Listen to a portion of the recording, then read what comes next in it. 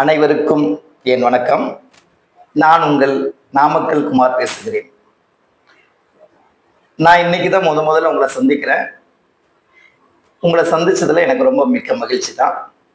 எதுக்காக நான் உங்களை பார்க்கணும்னு ஆசைப்பட்டேன்னா, சமுதாயத்துக்குள்ள எனக்கு எந்த ஒரு உறவோ அல்லது உரையாடலும் இல்லை. நான் ஒரு தனிப்பட்ட மனுஷனா இருக்கிறேன்.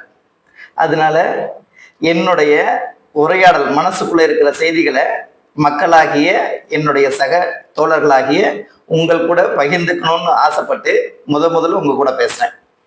ரைட். இப்போ உங்க கூட பேசும்போது எனக்கு நடந்த நிகழ்வுகள், எனக்கு இனி நடக்க போகிற நிகழ்வுகள், நான் கேட்டது படிச்சது எதுவா இருந்தாலும் பரவாயில்ல, முடிஞ்ச வரைக்கும் இனிமேல் நான் உங்க கூட ஷேர் பண்றேன்.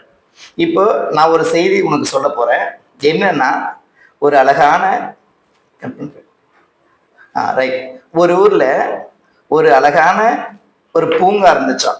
அந்த பூங்கால மாலை நேரத்துல ஒரு பெரியவர், வயசானவர், ஒரு 75 வயசு இருக்கும், மதிக்கத்தக்க ஒருத்தர் பூங்கால உட்கார்ந்து இருந்தாராம். அப்போ அந்த வழியாக வந்த ஒரு இளைஞன் அந்த பெரியவரை பார்த்த உடனே வேகமா அந்த பூங்காக்குள்ள போனாராம். போன உடனே அந்த பூங்கால இருக்கிற அந்த பெரியவரை பார்த்துட்டு வேகமா அவருடைய காலில் போய் விழுந்து, ஐயா வணக்கம் அப்படின்னு சொன்னாராம். பாப்பா, யாருப்பா நீ, எதுக்கு என் காலில் வந்து விழுற அப்படின்னு சொல்லி சொன்னாராம். அதுக்கு அந்த பையன் சொன்னாராம், ஐயா, நான் உங்களுடைய முன்னாள் மாணவன். இன்னைக்கு நான் ஒரு மிகச்சிறந்த ஆசிரியரா இருக்கேன். நல்லாசிரியர் விருது கூட வாங்கியிருக்கேன். நல்லாசிரியர் விருது வாங்கினதுக்கும் மூல காரணமே நீங்க தான் சொன்னாரு. என்னப்பா சொல்ற, உன்னை அடையாளமே தெரியல, நீ நல்லாசிரியர் விருது வாங்கியிருக்க, அதுக்கு காரணம் நானுன்னு சொல்றீங்களே, இது ஏதாவது ஏத்துக்கிற மாதிரி இருக்கா? எப்பப்பா படிச்ச, எனக்கு அடையாளமே தெரியலையப்பா அப்படின்னு சொல்லி சொன்ன உடனே அப்பா சொன்னார், ஐயா, நான் சின்ன கிளாஸ்ல படிச்சுட்டு இருக்கும்போது என்னுடைய வகுப்புக்கு நீங்க தமிழாசிரியரா இருந்தீங்க. அப்போ என்னுடைய வகுப்புல இருக்கிற சக நண்பனினுடைய கை கடிகாரத்தை நான் எடுத்து ஒளி வச்சுட்டேன். அப்போ எல்லாரும் வந்து கேட்டாங்க, யாருக்கு தெரியலன்னு சொல்லிட்டாங்க. நானும் என்கிட்ட இல்லைன்னு சொல்லி ஏமாத்திட்டேன். அப்போ நீங்க திடீர்னு ஒரு ஐடியா சொன்னீங்க, ஒரு விளையாட்டு விளையாடலாமா அப்படின்னு சொல்லிட்டு. சரி, விளையாட்டு விளையாடலான்னொடனே எல்லாருடைய கண்ணையும் நீங்க கர்ச்சீப் வச்சு கட்டிட்டீங்க. கர்ச்சீப் வச்சுட்டு கண்ணை கட்டிட்டு நீங்க என்ன பண்ணீங்க, ஒவ்வொருத்தருடைய பாக்கெட்லையும் செக் பண்ணீங்க. கையை விட்டு அவனுடைய கை பையில முதல் கொண்டு அவனுடைய பாக்கெட்டு, கால் சட்டையில இருக்கிற பாக்கெட்டு எல்லாத்துலயும் செக் பண்ணீங்க.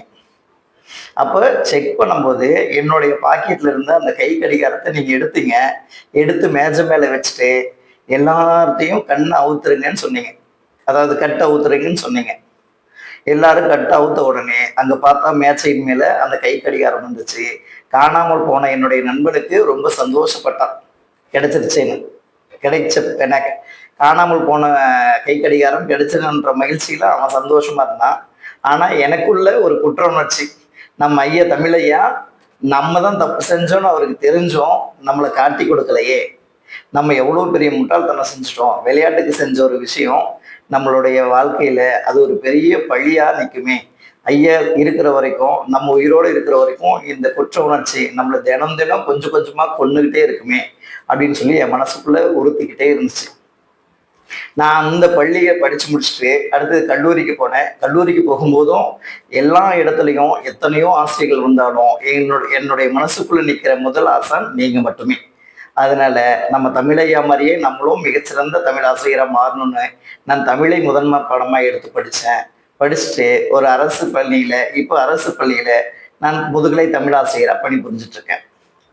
இப்போ நான் ஆசிரியராகிறதுக்கும் என்ன ஆசிரியராக ஆக்குனதுக்கும் முழு காரணமும் ஐயா நீங்க மட்டுமே. அதனாலதான் உங்களுடைய பாதத்தை தொட்டு வணங்குறேன். இன்னைக்கு ஆசிரியர் தினம்ன்றனால எனக்கு அவ்வளவு சந்தோஷமா இருந்ததுங்க ஐயா அப்படின்னு சொல்றான். அப்படியா, இது எந்த விஷயமும் எனக்கே தெரியலப்பா அப்படின்றாரு.